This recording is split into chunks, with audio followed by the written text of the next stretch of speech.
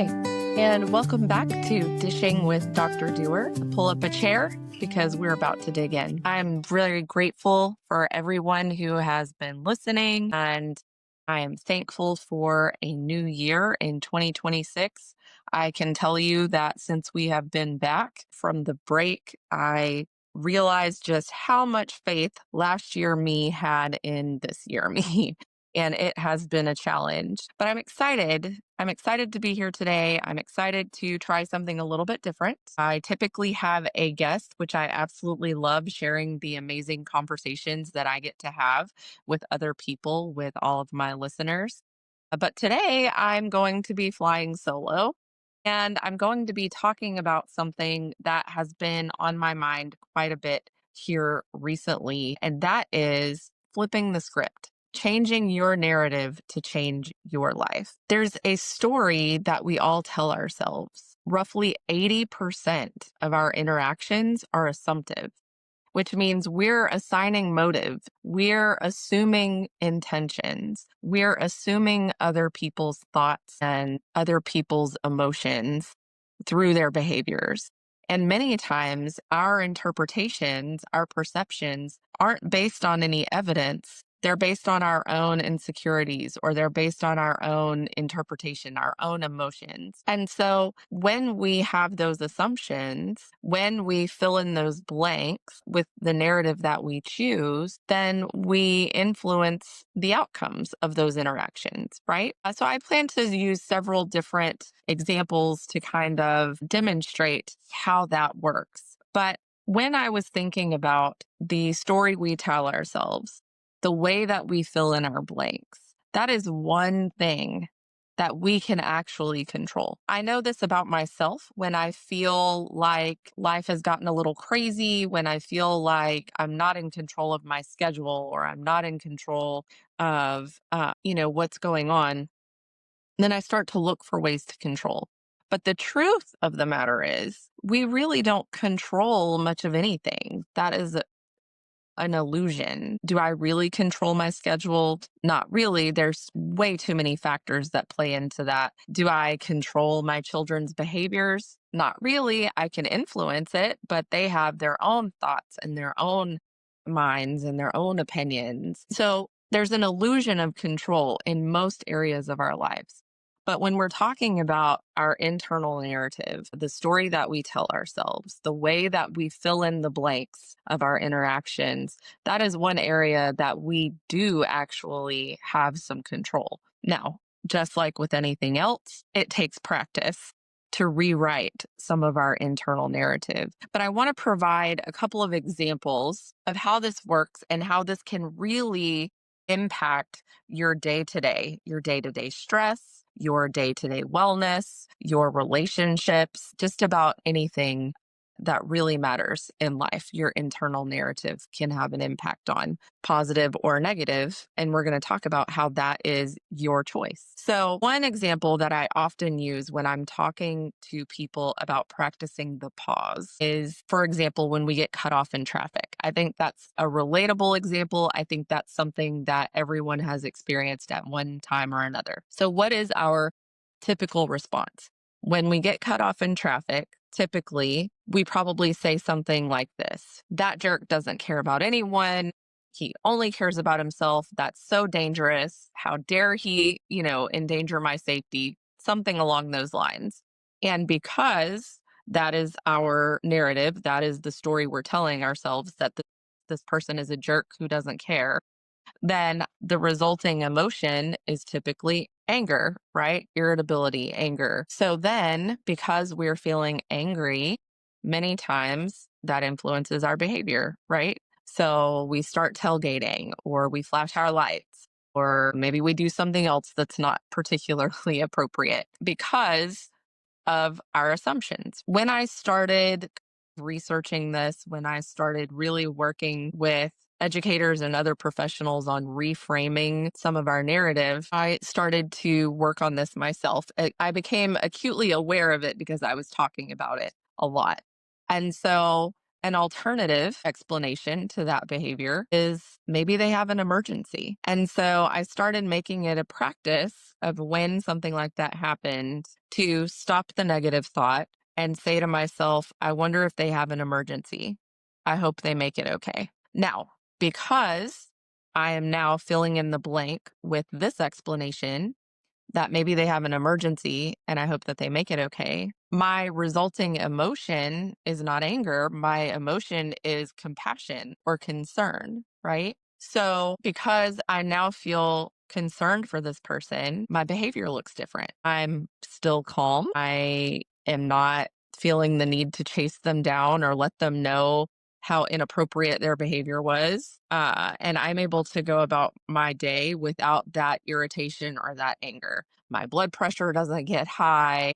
I don't have any of those negative physical reactions because I'm not angry. So then my next question when we're talking about why maybe is it important to pay more attention to the way we're filling in the blanks is which one of those serves me better? Which one of those is better for my stress level? Which one of those is better for the rest of my day, for the rest of my relationships that I'm now not going to carry over this irritated state of mind? Clearly, in my example, interpreting that or assuming that they have an emergency is better for me. Now, does it really matter which one is true? In this case, it really doesn't.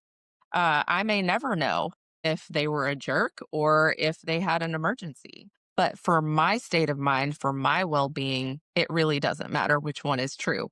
I fill in the blanks. I make the assumption of the best because that serves me better, right? That's a more positive way to reframe that situation. And I think we can do that with so many things. Another example that I shared not that long ago uh, is and I apologize to my daughter, Chloe. I use her a lot because honestly, she has taught me a lot through parenting her and walking through some of the situations that she's been through. So I think I've said before, but she's an athlete. She plays softball, and that's been a big part of her life. And we've experienced a lot of obstacles and ups and downs. And we've learned a lot of life lessons through those experiences. So, one of those recently, she had joined a new team and she had not built relationships with these coaches. She had tried out, they had offered her a spot, all that good stuff. But the practices were very different. The expectations were different. You know, her teammates were different. She was learning new plays. She was learning new techniques, ways of doing things. And as with transitions like that, there were some rough spots. And she called me really upset after one practice in particular and she said, I got fussed at for this. I got yelled at for this. I got told I could do better on this. Mom, I really think they don't like me. And I could have gone all in uh, with Mama Bear and how dare they treat you that way. And of course you're perfect and all of those things. But I had a moment of clarity and I was thinking about our internal narrative and I saw this as a teaching moment. And so I pointed out to Chloe that they did actually choose you to be on the team. So I think it's possible that there's another explanation. And could it be possible that they were correcting you or yelling because they knew you had more potential than what you were showing, or they knew that you could try a little harder and make progress, or they knew that you could be better? And she took a minute and thought about it and she was like, "Yeah, you're right. That's probably what it is. It just didn't feel good in the moment." And I was like, I really think that that's probably what it is. They see your potential, they want you to work to your potential." And then I brought up also another point that I think is helpful to be aware of when we are dealing with that internal monologue. And that is many times when we have a negative interpretation of an interaction, that's usually our insecurities being projected onto the other person. So in Chloe's case, she had joined a new team. She didn't really know these people. And I think she was a little nervous, as we all get in new situations, like, what if I don't live up to the standard? What if I don't, um, fulfill their expectations, whatever that is. And so in that situation, she could have taken that and said, "Look, they're noticing me, they're paying attention to me in practice. They know that I'm good, and that's why they're correcting me. That's why they're giving me feedback." Or she could go with her original assumption, they don't like me. But I feel like the original assumption was more based on her insecurities than actual evidence or facts. And then to take that even further, then I talked to her about, does it matter which one is true? Does it really matter if they like you or if they see potential in you? Because your reaction based on your interpretation is what's going to matter. So if we take the interpretation that they see me, they see I have potential, then the resulting behavior is most likely going to be more hustle. I'm going to try harder. I'm going to show you that I can do it. And that will most likely get a positive result because when we work hard, typically good things happen. Whereas if she went with the original assumption that they don't like me, then most likely the resulting behavior would be sulking or pouting or giving up or not trying, um, because we're assuming that we're getting negative feedback because they don't like me. So even if even if her original assumption was correct and the coaches just really didn't like her, even if that was the case, if her response was to hustle harder and try harder and do better, that's still better for her, right? So the way that we reframe things, the way that we fill in the blanks is one thing that we do have control over, that we can influence more positive outcomes, right? The other thing that I think is really important to note and that we talk about a lot is that you get what you focus on. So there's an interesting phenomenon, um, in that your brain cannot process negative, right? So, for example, if I am, let's say, trying to think of a really good example, I'll use Chloe again. If she goes up to the plate and she's thinking to herself, don't strike out, don't strike out, don't strike out, your brain cannot process negative. So, all your brain is focused on is strike out, strike out, strike out. So, what do you think happens? Unfortunately, it's a self fulfilling prophecy. And because I'm so focused on not striking out, then I strike out. So, we'll do a little exercise. I can't see you, so I won't know if you follow along. But if you close your eyes and don't think of anything, and then I say, don't think of an elephant, what's the first thing that pops in your mind? It's going to be an elephant, right?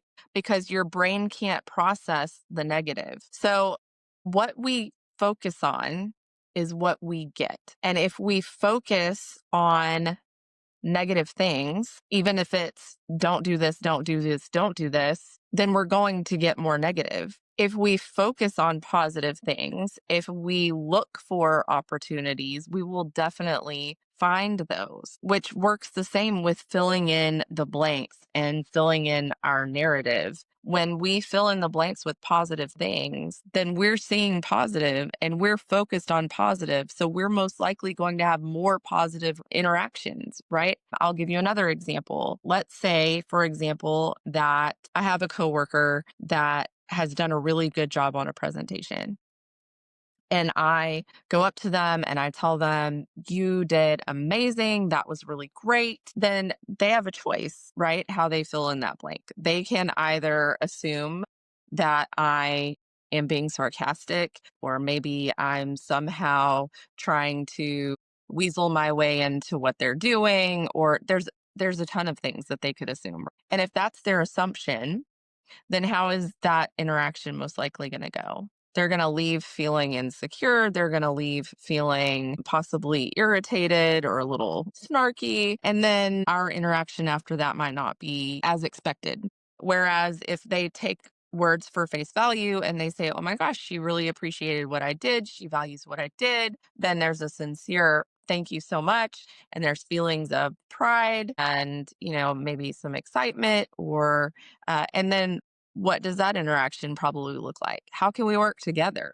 What else can we create together? Or how else can I help you with the next project you're working on, that sort of thing. So, those positive interpretations, those positive assumptions typically lead to more positive interactions. I really think that taking control of the narrative, taking control of how you fill in the blanks can be a game changer for anyone. Now, I don't want to come across as if you just think positive, your life's going to be totally different. It's not that simple. I think that we all know it's not that simple.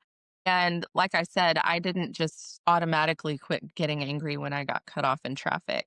It really was a practice. It really was a focus of mine, a little bit because I was talking about it a lot in my day to day work. But then it became kind of a personal goal because I started to recognize how those little changes were working positively in my own day to day life in little ways. So I really encourage everyone to think about how you can start to pay attention, catch those negative reactions, those negative thoughts that you might have sometimes, and really think to yourself, where is that coming from? Is that how I want to fill in the blank? Is that story correct? Or is that even the story that I want to tell myself? How can I rewrite that narrative? So if you have an interaction with someone that doesn't feel super great, take a second, notice your negative thought, think about where it came from. And even if you're not really sure, because like I said, a lot of times it doesn't matter which version is true, it's which one serves you better. Think about what an alternative explanation could be. How else could I fill in the blank that would serve me better, or that would leave me more at peace, or that would bring me more joy, whatever that is for you? Because, like I said, you control is an illusion, and there are so many things in our lives that we can't control. But how we talk to ourselves and the story we tell ourselves in our day to day, we can control that. It does take practice, it does take intention, it takes really catching yourself and rewriting that narrative probably numerous times before it starts to become a habit.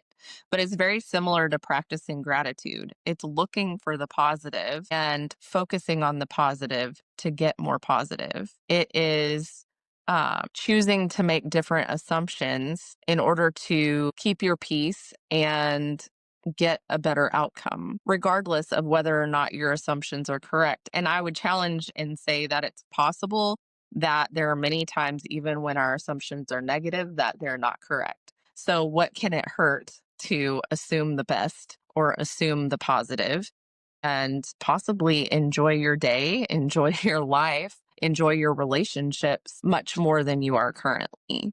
So you have more control than you think. And you don't always have to believe the narrative 100%, but you can start small. You can at least consider the possibility of a different motivation or a different intention when you are talking with or interacting with other people.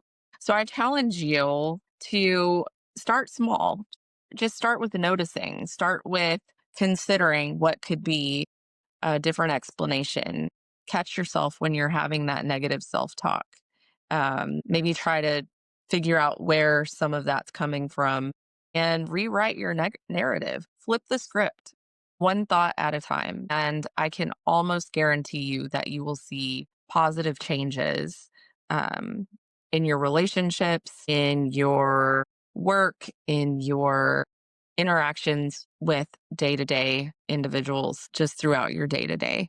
So I challenge you to start small, make it a practice, focus on the positive. Remember, you can't process negative. So focus on the positive, be intentional about that, and see what kind of changes you can make in 2026. Flipping the script, changing the narrative to change your life. That's it for today with Dishing with Dr. Duer. I really appreciate you listening in, and I'm looking forward to bringing you another episode of thought provoking content really soon. And if you stuck with me this long, I really appreciate it. Make sure you give it a like and follow wherever you watch your podcast. And also check out www.drduer.com. There's also a why not blog where I often share my deepest thoughts on why not, why things can and sometimes should be different. So be sure to check out all of those things, and I look forward to seeing you on our next episode of Dishing with Dr. Duer. Have a great day.